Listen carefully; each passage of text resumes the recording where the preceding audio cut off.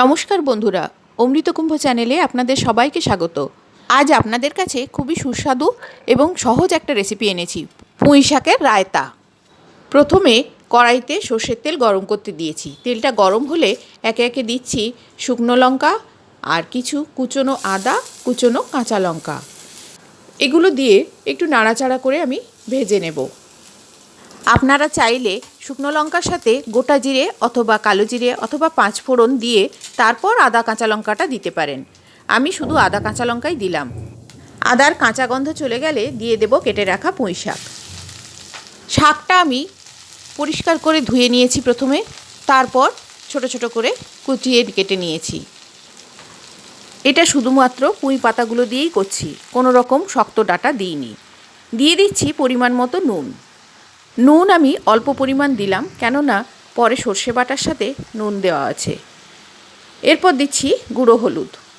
নুন হলুদটা শাকের সাথে ভালো করে মিশিয়ে নেব।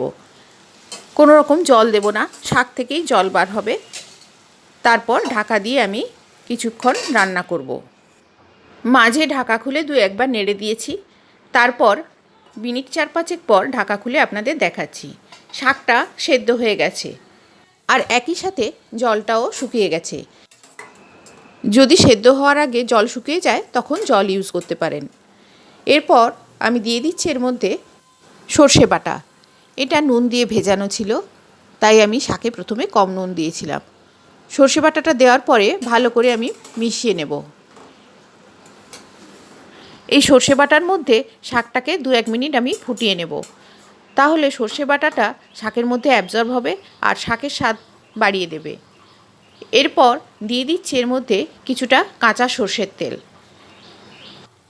তেলটা দেওয়ার পরে ভালো করে শাকের সাথে মিশিয়ে নিয়ে ঢাকা দিয়ে গ্যাসটা অফ করে দেব।